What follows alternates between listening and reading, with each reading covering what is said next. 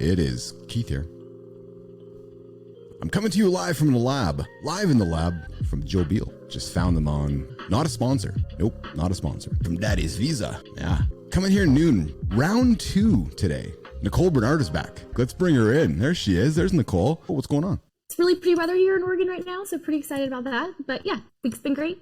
I'm excited to chat again. Oregon, that's right. Where are you in Oregon again? I'm in Hood River, so like an hour east of Portland, right on the Washington-Oregon border. Yeah. Oh, okay. Yeah. So I'm not Hood all the time. We don't, but everybody else does. People, do you ski? I've been a few times, but I think just coming from the south, I just haven't really latched onto it, but I want to try this year. But I say that every year, but I'm really going to try it this year. Yeah, I've made attempts twice in my life, and both attempts have not fared very well for Keith over here. So do I ski? Well, I attempt to ski, but I don't ski. I really think I just kind of want to hang out in the lodge while everybody else skis and like look at the snow. I just want to be there. Yes. So my daughter and I were up on the mountain in Whistler a couple of years ago, and we made our way down the mountain, not on our skis, because we both had a moment on the mountain where it was not kind of the best moment, and we're like, time to go back to the lodge and go find Nicole. Right? Yes, exactly. So Keith and Nicole had no agenda today. I invited her back to do round 2 conversation, just kind of see how things are going. I kind of thought we can talk about some business, some athletics, some performance, adventure. Tell you about something we're working on, get your opinion on it. Do you use Artifact? No, I don't even know what it is. So I think it's going to be the next big app. Okay, cool. As a marketer, actually, yes. As a marketer, I could not encourage you enough to embrace Artifact. And I'll tell you why. So you're a smart business person. If you're going to invest in a company, you're probably investing in the people who are running the company. Totally. Artifact was created by 2 guys who you probably know, and you've probably used their product. They did pretty well with it. A little company called Instagram. Oh, yeah, little guy. Yeah. So Kevin Systrom, Mike Krieger created Artifact. I've been a member now for about 6 months. I'll tell you their trajectory. I'll tell you the story. I've been watching it in real time. It's been fascinating to me. Yeah. But as an investor, you're thinking, okay, I'm going to invest in a company. Well, you look at the guys running this who probably know a little bit about social media and maybe running Instagram and maybe had some experience working with Zuckerberg at Meta, right? Just a little bit, right? So I found it interesting that he introduced this product to the market about 6 months ago, I think it was, called Artifact. And at first, Nicole, it was just a news feed of interest. So just news, right? So, introducing news, got users kind of engaged in reading the news, commenting on the news. And while doing that, it was all driven by AI interests. There's nothing new about that, but they're using AI to aggregate news based on your interests. And as you would comment and as you would read stuff, it's building like a profile on you, saying you're not a troll, right? You're getting a reputation score. You're getting a reputation on how many times you log in. So kind of a little Reddit gamification out of it, right? So they introduced news, but then it gets better. Then they introduced commenting on news, which we do anyways. They kept that in the feed, right? As Twitter was falling apart and as Threads was coming, these guys kind of go, oh, hey, here's this Artifact. But we're not a social media platform. Not a social media platform at all. They introduced news. Then a few weeks ago, they introduced this idea of adding links. So take any link you want on the internet and go put it into Artifact. And then they introduced link plus comment. Then they introduced post anything. Yesterday, they just introduced AI generated imagery. When you look at my home screen of Artifact, I'm going to show you this. It looks reminiscent very much like Instagram. It does, yeah. So if you're an early birder, marketer, I would encourage you just to start, and there's a gap in the news market right now, because Facebook doesn't want to play there. Meta's like, we don't want to touch news. Yeah.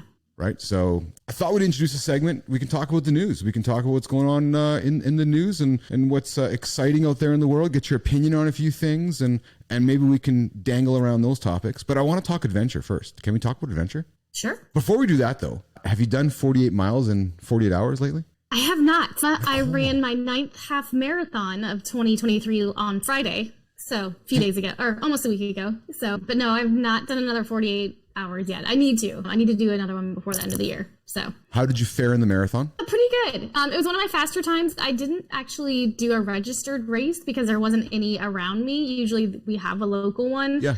So I just did it around my town. But usually if I do them on my own, I'm quite a bit slower because, there's a whole different thing when you're competing against other people. But I was happy with it. And it went well. That's awesome. That's awesome. I know a fellow who does, his goal this year was to run 50 half marathons. Sweet. Oh, that's awesome. Essentially one a week. Yeah, that's a lot. Dang, now I feel like I need to up my goals. There was this one girl that I follow on Instagram. It was like her goal was to do 100 days straight, but she ended up doing like 200 ultra marathons, 200 of them straight, 200 days of ultra marathons. What do you think it does to the body? What's your opinion on that? Do you think that's a good thing, bad thing? Is that crazy? Props to the person? What's your thought? Yeah, I mean, I think everybody's different, so how your body handles it, is going to change for who's doing it. But in the beginning, she actually had a few kind of like knee and like IT band issues, and she just kind of, she obviously would stretch and things like that. She just kind of kept running through it, and it kind of went away. And I mean, by the end, like, I think she probably could have kept going, but I think just mentally and getting back to work and all of these things, she just stopped. But I don't know, she seemed to handle it pretty well, but that would take a toll on your body, I would have to think. After reading Goggins, I had a whole different, and we talked about Goggins before, I had a whole different perspective on people that push themselves to extremes. And I said to myself, who am I to judge? Like, to your point, like, good for you, right? And to your point, it probably does take a toll on her body, but I have no judgment on that. Good for you to want to attempt to do, is it 100 and 100? Yeah, she did. She wanted to get to 100, and then she ended up she kept going, and I think she hit 200 total, and she's in the Guinness World Record book. So I think she shattered that at 100, and she just kept going. So yeah, but when you just said Goggins, it made me think of one of the stories he shared in his book. Like, I don't know if you remember. It was definitely number 2. Never finished, but he was going through. It might have been one of the Hell Weeks or something, and yes. It was like his tendons or something, or maybe his Achilles, was I remember. shot. Yeah. He just bandaged it together and Yes. mentally was like, okay, we're not, and it healed itself, as crazy as that sounds. So, I mean, who knows what the human body it's an incredible machine, isn't it? Sorry to cut you off. The human body is an incredible. Back to my mom. Like, my mom is 76, and she's not 46, she's not 56, and she's an active woman. I think I was telling you last time we went tobogganing with her 75, a year and a half ago. And while she's not falling apart, she's kind of falling apart, because that's what happens when you age. But the power of the human body is incredible to me, is what you can push it through.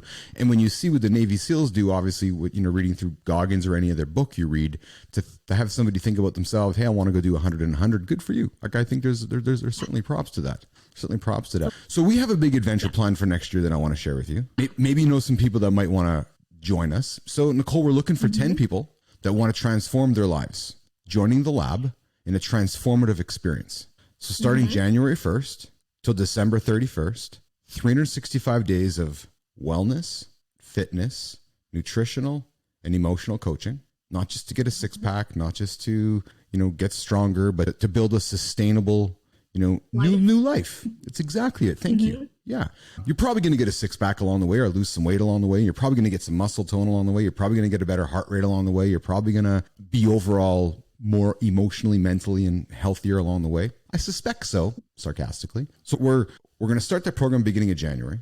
End of January, we're going to meet in person in Panama to climb Volcanoes, the only place in the world where you can see the Atlantic Ocean and the Pacific Ocean at the same time. Okay. And I've done this before. So we're going to head down to Boca Chica, Panama, as a retreat, an active retreat, networking retreat, bringing these 10 people from, we're largely targeting North America, that want to transform their life, not just through a 30-day coaching program or a 60-day coaching program.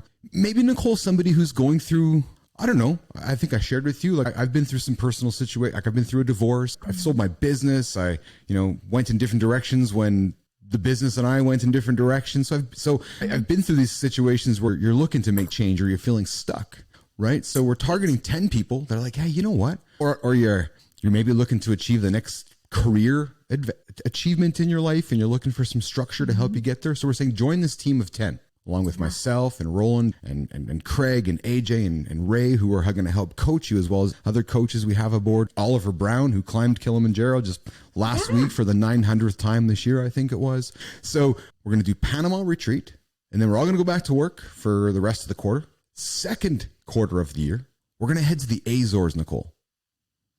You know where the Azores are? Okay. No. That's okay. But they sound exotic. Yes. I didn't know where they were either until I found them. Exactly. They're a series of 9 islands in the middle of the Atlantic Ocean. Cool. I didn't even know there were like islands in the Atlantic Ocean. I mean, in the middle. Yes. So, yeah. No, but you're right. to the west of Portugal. Direct flight from Boston, direct flight from Toronto. And you have these islands, and then popping out from one of the islands, the island of Pico, is Mount Pico. It's 2,531 meters. So we're going to climb Mount Pico. So while Panama is a day trip, 6 hours up and 6 hours down, same day, Pico, Nicole, is an overnight trip where you're going to have to lug stuff up the mountain. We're going to sleep in the crater, and then we're going to climb. Yeah. And then because there's no light pollution, you can only imagine what you see above you. Stars for miles, right? And Elon Musk's Starlink satellite system. That's exactly right.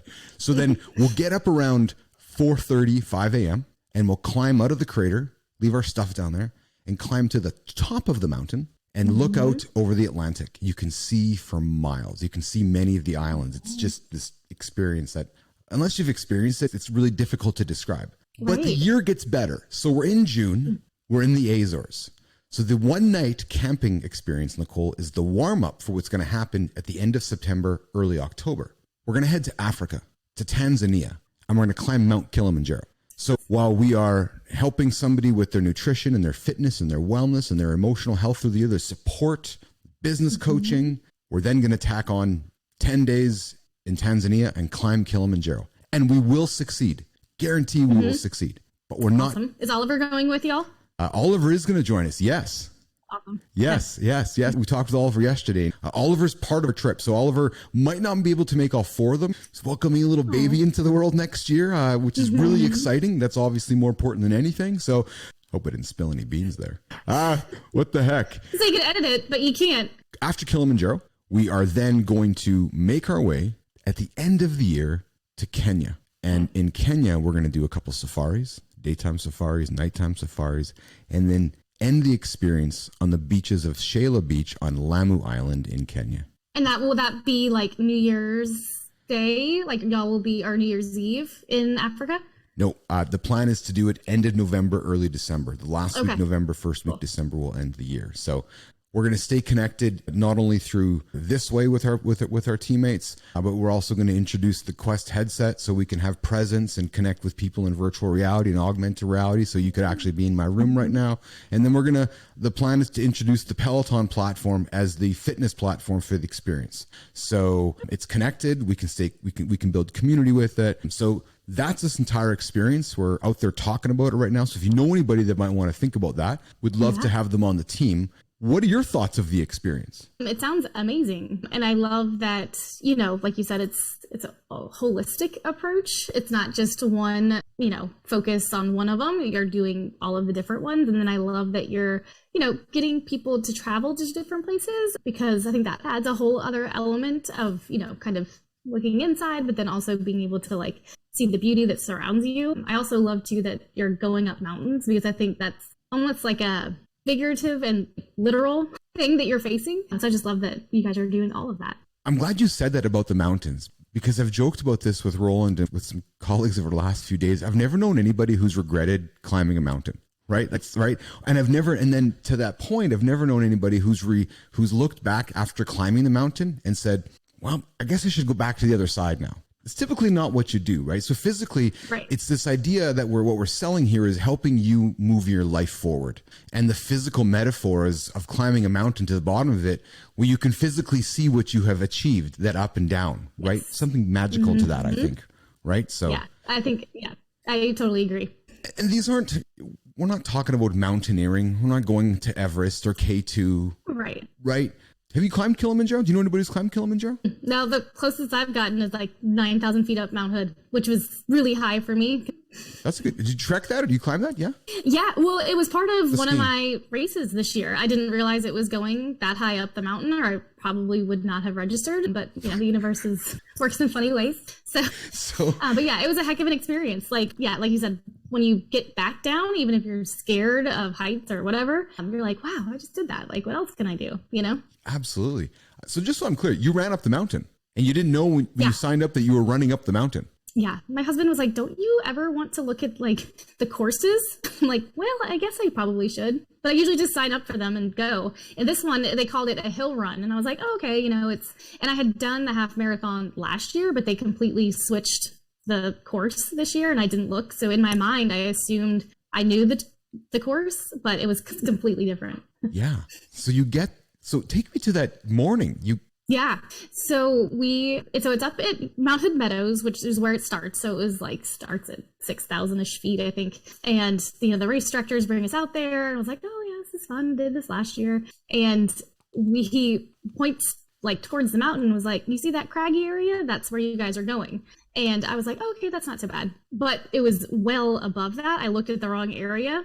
And so just, you kind of take off. You're going up a mountain. There's drop-offs. I turned back 3 different times and went back just a few steps. But then I was like, if you turn around and don't actually get to the turnaround point that they have, like for the race, then you're going to be really disappointed in yourself. And so I don't know, kept going, even though it was like kind of shaky and really anxious and nervous, but it was an amazing experience.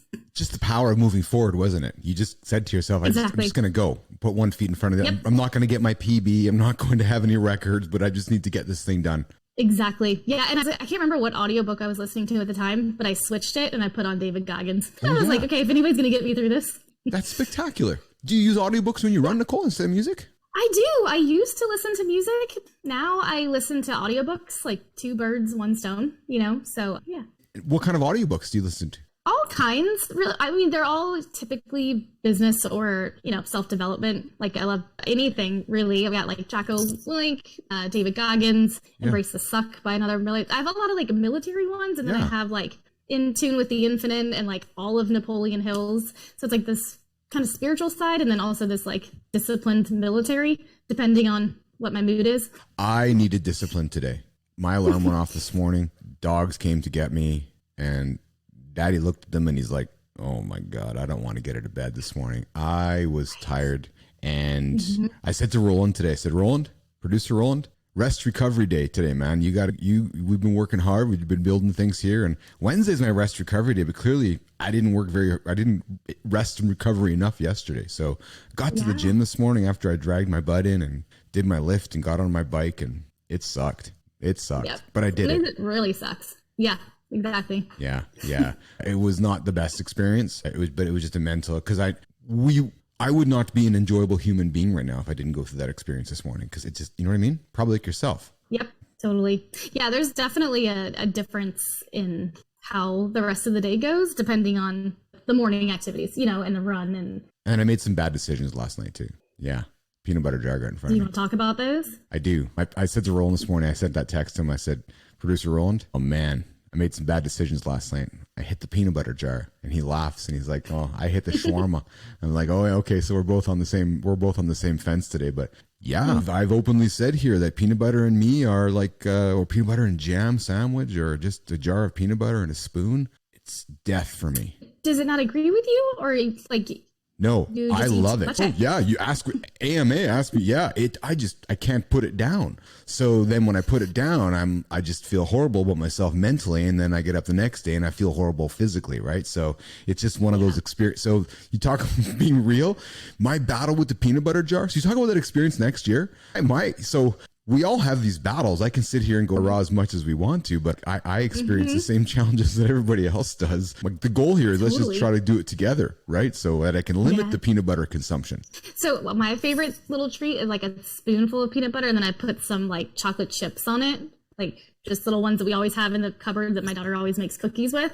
So just a little bit of peanut butter and chocolate. Yeah, I knew when I met you that we were going to vibe on something. I didn't realize it was going to be the peanut butter. So I have the same challenge. I have the same dilemma as you do with that, except I don't stop at just a little spoon with chocolate chips. I'll just grab a handful of chocolate chips and I'll just stuff in my mouth, or what I'll do is I'll put like a bowl of chocolate chips and then I'll put a spoonful of like peanut butter or 2 on top of it, just like an ice cream, and then make like an ice cream sundae of peanut butter and just chocolate chips. Yep, I hear you. Cookie dough is also my weakness too. I don't even want the cookies. I just want the cookie dough. Yes. Oats or no oats? I can go either way, but probably no oats is what I would lean towards. I'm oats, I'm chocolate chips, and I'm raisins. See, I like oats and raisins together, and then chocolate chips in itself together. Interesting. Yeah. So that's good fuel for me when I'm training, though. Like I can't take that away from me. No, can't take that away from me.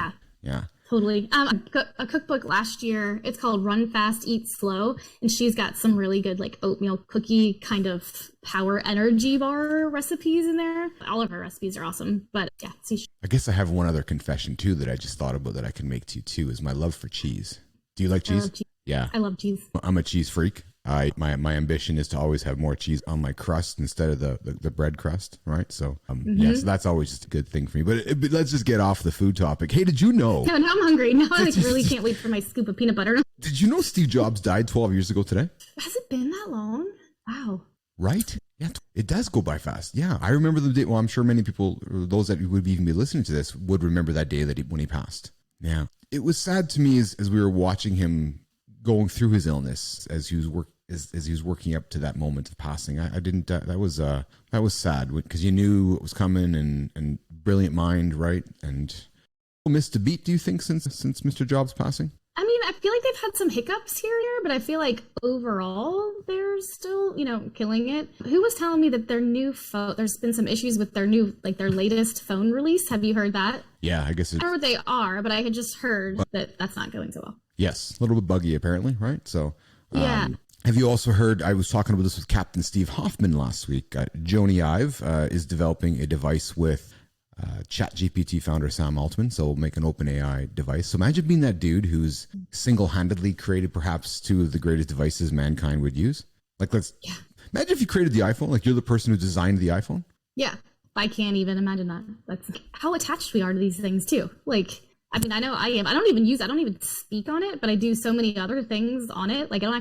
It's a phone, but I hardly ever talk. It's just so crazy how integrated they are with our lives. Yeah. I do know. I never use my phone to phone. As a matter of fact, isn't phoning a nuisance today, Nicole?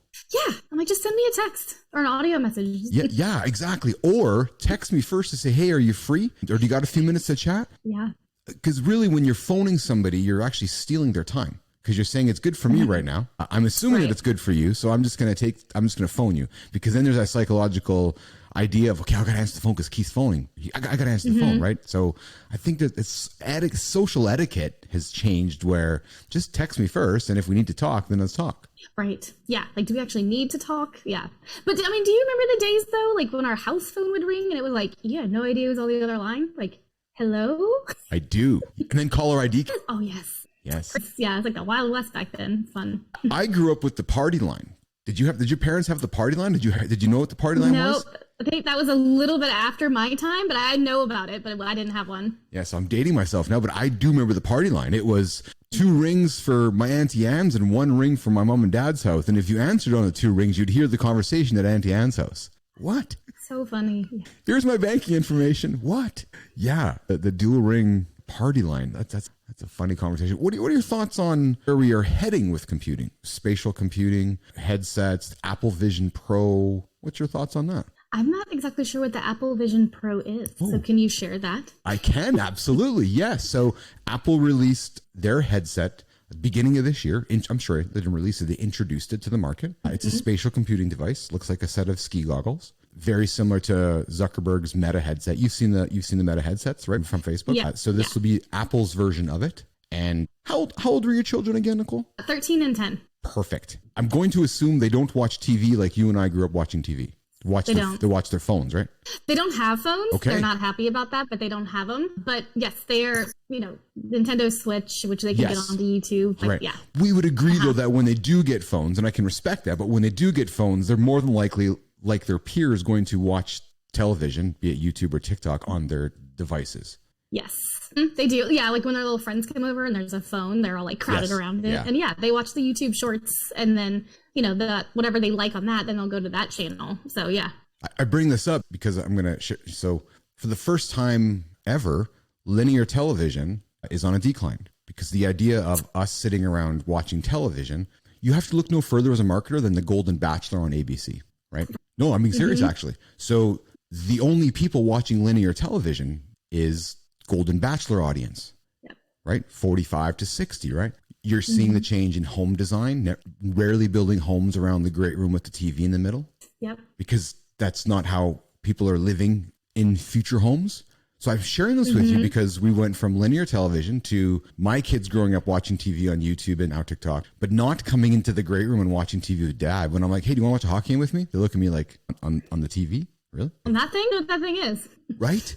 So I share that with you because you just said that all the kids cram around the little screen. So the future of computing will be spatial computing, where we strap the screen to our head like a set of glasses. And so because this becomes there's a barrier here when I have this in front of you, right? So when I can put a pair of glasses on or goggles on and be collaborative with you, we can be in the same space as you. You can see where that whole experience goes to, right? Yeah. So that's coming fast. That's going to be released in January of next year. They're not cheap. They're about $3,500 a pair.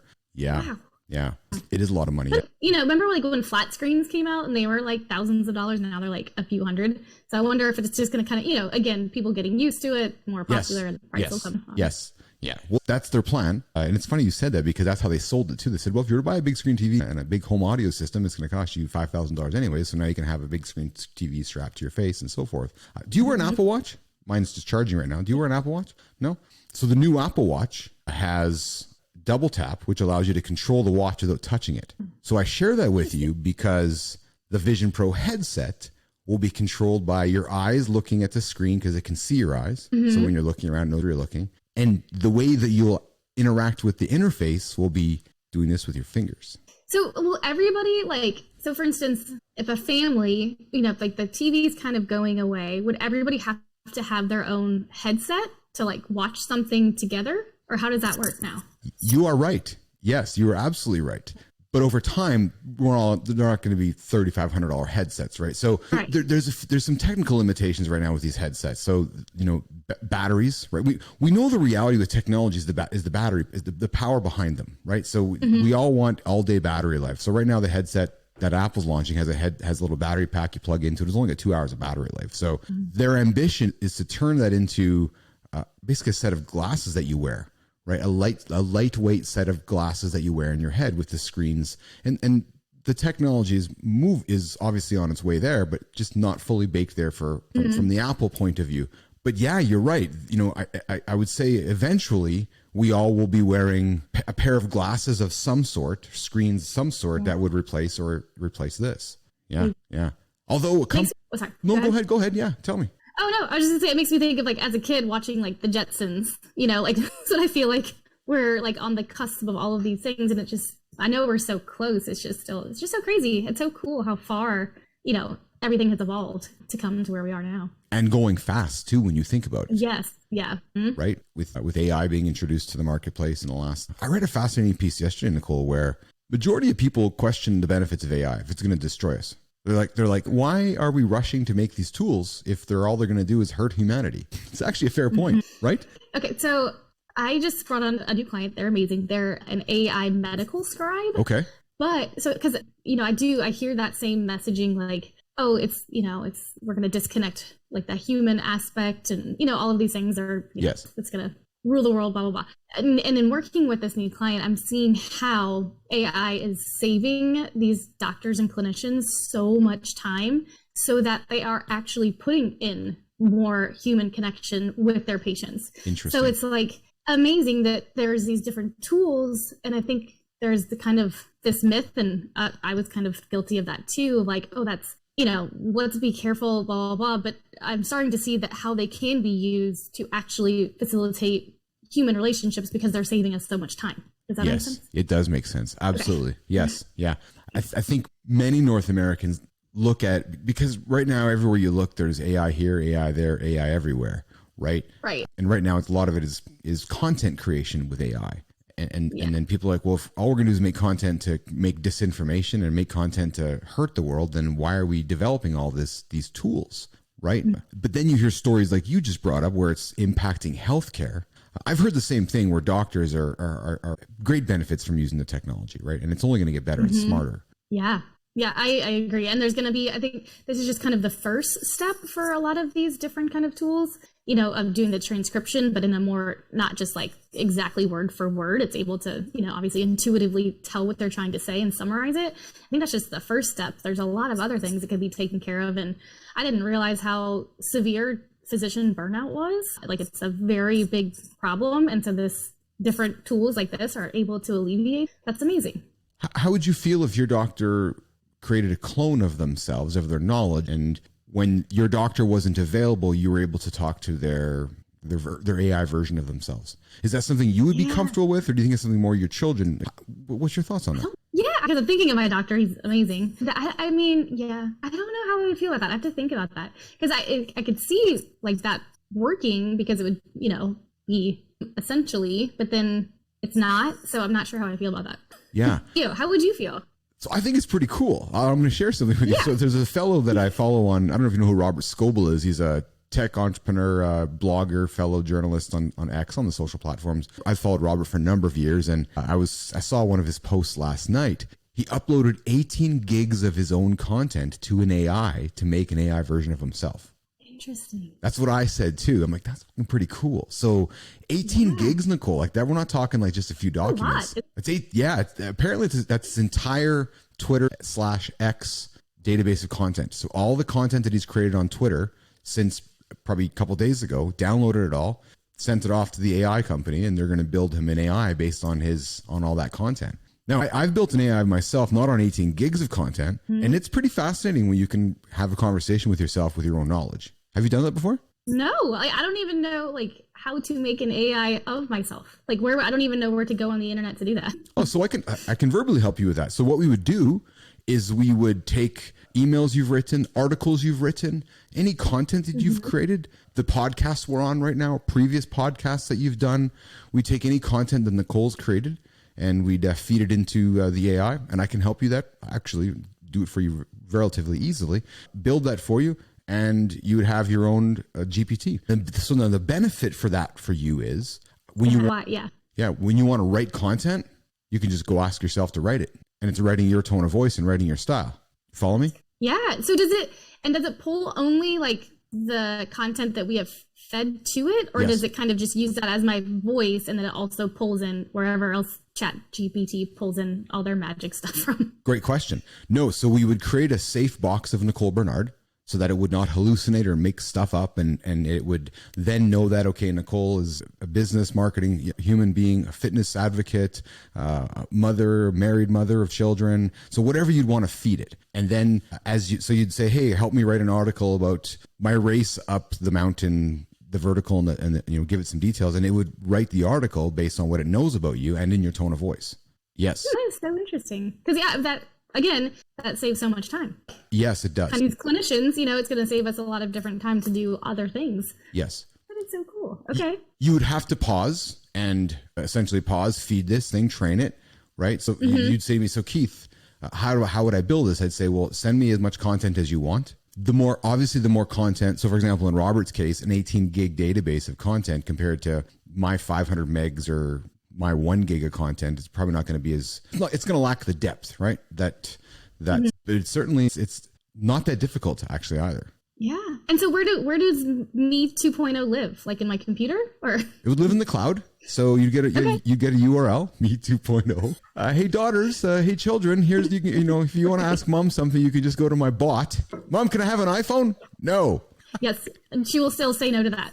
Yeah. So there's a lot of parents that maybe in the same situation you have been in, or I have been in, and or maybe sitting back right now going, maybe I don't want to have my children having an iPhone or iPad. Why did you and your husband make that decision to limit their use or not introduce that to them? Yeah, just because, we both come from that analog / kind of getting into digital, and we just, appreciate how life was when we were growing up, a little bit more simple, not have to worry about that, and again, I work in social media, that's a great thing, but I've also seen negative sides of it. So not really wanting to expose them to that, they can do that when they get older. There's enough time for all of that. So just kind of trying to, and then I've also seen kids that are just constantly like this, and I'm like that too, sadly. Like I know how addicting it can be. So we just kind of wanted, them to be able to just grow up and live simply. They have like they're not Apple Watches, but they're like the ones that they can call and text their friends. Yes. So they do have that. So we're just trying to like ease them in and have some balance So yeah, that was kind of our thought behind it. I have nothing but respect for that and no judgment. If I was to reflect upon my kids and my experiences, I perhaps would have done things differently, maybe closer to maybe your approach or even my new wife's approach with her daughter. Because to your point, it's inevitably coming for the rest of their life anyways. So the more that we can teach them the remaining days of analog life, maybe there's value in that, right? So I can certainly appreciate that. A decision that I consciously made, though, that it's funny because now that I come back into the world and come back into social, people are like, yeah, well, who are you? You got no followers, you have nothing. Like, who are you? I'm like, well, actually, I left social media 7 years ago because of my kids. I didn't like who I was becoming in front of the camera. As I built a social media company back in the early days, I built it on the backs of my own kind of my name and brand. And then you kind of keep going and going. And then I was watching my 7-year-old son watch his dad's behavior. And I was like, no, I don't really like that. And I was watching how he was starting to emulate some of that behavior as he was making content on his phones. And I just didn't like that either. And the dialogue around likes and followers and comments on the dopamine hits, I didn't like that even more. And I left Instagram. And then as I was going through my divorce too. So I left Instagram, I left Facebook, I left all the platforms behind. And not only did it do magic for me, it did magic for my children to this day. And I'm proud of that decision because I was, it just was one of those decisions that I saw it happening. And again, no judgment to anybody else. That's not what I'm trying to say here at all. For me at that time, I was like, oh, that's not good. That's not going to turn out good. I don't, you know what I'm saying? Yeah. It's a slippery slope, and it's hard to see when it starts to just like slide. Well, and I'm the last to want to be a hypocrite. So if I'm going to live my face with my head buried down on my phone, how can I tell my children not to? So the mindset was with their phones was, it's not just a consumption device. I say this to my wife all the time. It does not have to be used just to consume YouTube. So you know what's happened in the last few weeks? My stepdaughter is creating content. So because let's spin it on its head, right? We can make math fun. There's tools you can do in here. We can make art fun. We can make, so I really encourage my kids to create instead of just consume, because then I would get off their back. That's kind of, that was my own balance on balancing the introduction of technology. Right. Saying, here you go, use the iPad, use the iPhone, but you can't just sit there and be passive on it all the time. Right? Yeah. So if you can, I love that you point that out to them. If you can show me that you can create with it, then become an expert, use it 10 hours a day. I'm being exaggerated point, but become an expert, right? Like my little stepdaughter, I said to my wife, I said, we've been kind of having some struggles, not us having struggles. She's just trying to find her space, whether it's dance, whether it's gymnastics, whether it's what's her activity, right? She loves to create. She loves to create. She's like an artist and she likes to make digital stuff. But yet there's kind of still the stigma of why would you enable your 7-year-old to be a YouTuber? And I said to Lauren, I'm like, well, it's not really about enabling to be a YouTuber. Let's enable her to be a creator. Creators of tomorrow is the world of tomorrow. So why would we not just set her up for success and give her the tools and let her create? And then we'll get off her back about just sitting back being the watcher of YouTube. She can be the creator of YouTube. So yeah. Oh, I love that. Different perspective. Yeah, and the skills that they're creating now, like again, like you said, I mean, that's just going to be nothing but helpful as, our world continues to go in the way that it is, What do you think of what's your perspective on the creator economy, the creator world that we're in, and just this term of creator? What does that mean to you? Yeah, I love it. I love seeing how amazing people are and how creative we actually are. And I think we have more access to see it now. Not that humans weren't always this creative, but yeah, I mean, I think a creator is, for like simple terms, somebody that is creating content, whether like in whatever industry they're in. I mean, because you can see so you can look up anything on YouTube, like anything even so off the wall and like, oh, someone has a channel about that. I think it's cool now that we have access to these different people putting their spin on things, their knowledge, their expertise, and we can just learn. I feel like we learn so much now. Like when I was a kid, we'd have to look it up in the encyclopedia or things like that. And there were still opportunities to learn, but there wasn't as vast of an easy way to learn like we are now. How do you explain to your clients when they say, hey, Nicole, what does it mean when we're shifting from the influencer world to the creator world? What's the difference between an influencer and a creator? How would you explain that to a customer of yours? Yeah. Well, I mean, I think they can be pretty intertwined, right? Because usually the creators that have a lot of content that they're putting out become influential with their audience because they're putting out awesome content, whether it's podcasts or blogs or video or however which way they do it. So yeah, to me, they're not 100% intertwined, but they're very closely tied to each other. I would offer a different point of view, perhaps, where I think that I see the influencer economy driven by advertisers, driven by engagement and advertisers. So how many people are you engaged with so that I can give you money to advertise my product? Where I see the creator economy, which is I'm going to build community around my content, and then I'm going to monetize my content within my community. And, to hell with the advertisers. And that's another stream of revenue, but it's not my prime stream of revenue. So I think that, and I'll be honest with you, as I've come back into the world, it's something that I've struggled with a little bit. You get out into the socials and you see, okay, what everybody's doing, and you're asking yourself, okay, so how do I get into that?